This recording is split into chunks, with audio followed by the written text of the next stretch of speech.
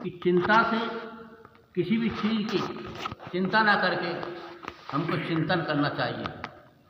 वो चिंतन का बुद्ध का मार्ग है। उन्होंने कहा कि कोई भी समस्या है, कोई भी बात है, क्या है, इसका कारण खोजना पड़ता है। ये क्यों हुई, इसका कारण है, इसका निवारण क्या है, निवारण देखना पड़ता है और आगे चल के उसका कोई रास्ता मिल जाता है। लेकिन जो व्यक्ति अवरोधों से, परेशानियों से खड़े रह जाते हैं, वो वहीं की वहीं रह जाते हैं। लोग जो आगे बढ़ते रहते हैं उनकी पूजा पाठ भी होने लगती है।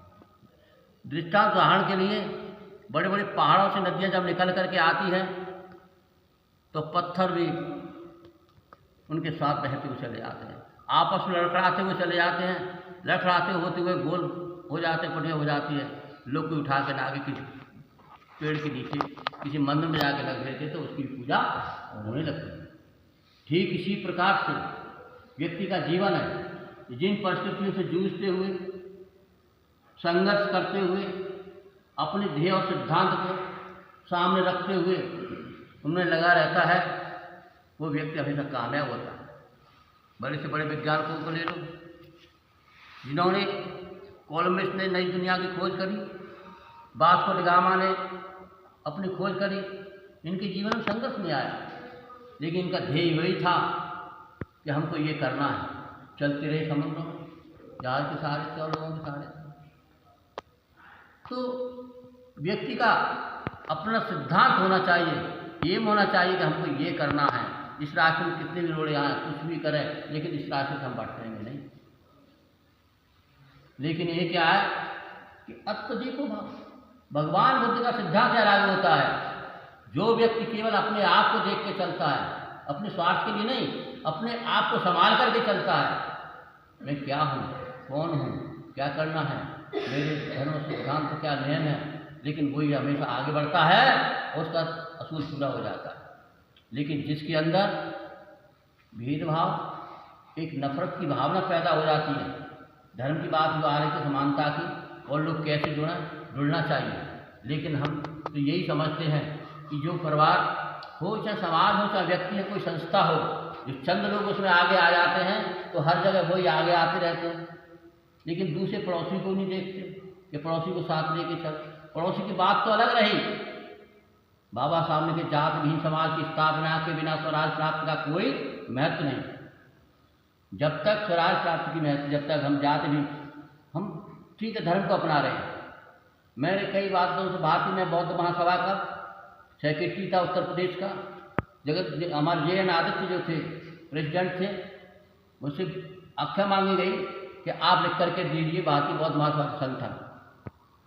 मैंने उनको लिख करके दिया। मैंने चिंतन किया 6-7 दिन तक, बौद्ध धर्म के सिद्धांत क्या है, भगवान को चाहते क्या थे, संगठन कैसा होना चाहिए, कैसे लोगों को लेना चाहिए। मैंने अपना उनको लिख करके दिया। एक तो जाकर समाज के 5 लोग जो महान समाज का काम कर रहे थे, यूँ मेरे बाल्मीकि समाज का आदमी जो मेरे साथ रहता था, जो विधायक के लिए रह चुके थे, शिवचरण लाल MLA, उनका भाई लड़का, उनका मेरे साथ कानपुर स्कूल साथ पढ़े थे डिग्री कॉलेज तक, मैंने उनका नाम दिया। और एक धोबी समाज का, एक इस तरीके 6-7 वर्ग की पिछड़ी जात के, निम्न जात, सब लोगों के ऐसे लोगों के जो पढ़े लिखे लोग हैं, काबिल है, उनके दिए थे। जा कर के पहले तो उन्होंने देखा, देख करके और लोगों से भी मांगे थे हर जिले से संगठन, तो उन्होंने केवल जो पासी है पासी लिख डाले, जो दुसा है उनकी दुसा के लिख डाले, और जात के तो उनकी जाति के लिख डाले।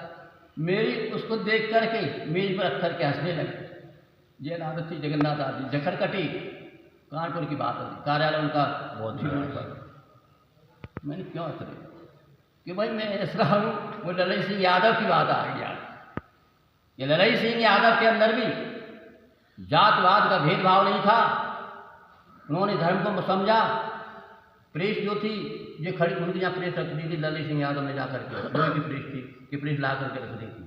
उनके अंदर टीस थी, यादवों के अंदर प्रवेश किया। तो उन्होंने कहा कि ठीक मास्टर जी, यही होना चाहिए था, यही तथागत भगवान बुद्ध का धर्म है। आज की इसके दृष्टांत मैं इसलिए कह रहा हूँ कि जितने भी प्रोग्राम होते हैं, बाबा साहब की जयंती हो, मिशन का कोई कार्य हो, सम्मेलन हो, केवल इन्विटेशन कार्ड हो, फोन से केवल वे देखते हैं हमारा जाटक कौन है, अधिकारी कौन है, हमारे नज़दीक कौन है, हमारा मित्र कौन है, उन्हीं तक पूछी जाती है। लेकिन मेरा आग्रह यह है, जो संस्था को चला रहे हैं, जो मिशन को चला रहे हैं, धर्म को, बुद्ध को, सिद्धांतों को आगे बढ़ा रहे हैं, उनका कोई नियम, जात पात का भेदभाव नहीं होना चाहिए। जो अच्छे लोग हैं उनको लेना चाहिए। तथागत भगवान बुद्ध ने, उन्होंने ये नहीं देखा कि अच्छा है कि बुरा है, जो उनकी शरण में आ गया उसको अपना लिया। अंगुलवार डाकू था, उसका कर्म कुछ भी रहा हो, उनकी शरण में आए, उसको अपना लिया, ठीक है। जब तक था खराब था, लेकिन अब तो सही हो गया, सही हो, चिंचा थी, है? तो और भी लोग जितने भी उनके संपर्क में आए, सबको उनमें शरण संग में लेते गए, उनका उद्धार कर। ठीक इसी प्रकार से केवल मैं तो आज यहाँ पर अपना समय देते हुए यही कहूँगा कि हम अपने धर्म मिशन को, बुद्ध के मार्ग को आगे बढ़ाना चाहते हैं, तो केवल भेदभाव खत्म करना होगा, परिवारवाद खत्म करना होगा, जातवाद खत्म करना होगा, मानवतावाद को लाना होगा, है? तभी धर्म हमारा आगे बढ़ सकता है, संघ आगे बढ़ सकता है। संघ में और भी लोग आएंगे तो हमारे धर्म की संगठन की आज मजबूताई होगी। लेकिन होते क्या है, जो पदाधिकारी बन गए, केवल वो अपने बच्चों तक को नहीं बता पाते कि हम कहाँ जा रहे हैं, कहाँ समाज में ले जा रहे हैं। वो जाएँ तो वहाँ बताओ, वहाँ प्रोग्राम में ऐसा हुआ था, मोबाइल में जाके किसी उनको दिखाएं, ये भी बहुत बड़ा साधन बन गया है। तो कहने का तात्पर्य है मेरे बहुत भाइयों, अनुयायियों, कि केवल अपने तक ही तथागत भगवान बुद्ध के मिशन को न रखें, अपने पड़ोसी को भी बताएं, कार्यक्रम भी कराते रहें, और दूसरा जाके जहाँ भी बैठो वो चर्चाएँ करें, और जहाँ करें और लोगों को भी साथ बुलाएं, और साथ उनमें प्रचार प्रसार करें। उनकी जो बहुत सौ को भावना नहीं मालूम है कि संविधान में बाबा साहब का क्या था, नियम क्या था, लेकिन बाबा साहब ने कहा था गुजर करके, आज के 100 साल बाद मुझे भारतवर्ष की जनता पहचान है। 100 सदी में जाके बाबा साहब का नाम अपने आप जिन लोगों ने दबा रहे हैं, अपने आप उजागर हो गया, ऑटोमेटिक आगे बढ़ रहा है, उसे कोई रोक नहीं सकता। दुनिया के सितारे आगे बढ़ जाएं, लेकिन बाबा साहब का नाम हमेशा सितारों के रूप में चमकता रहेगा।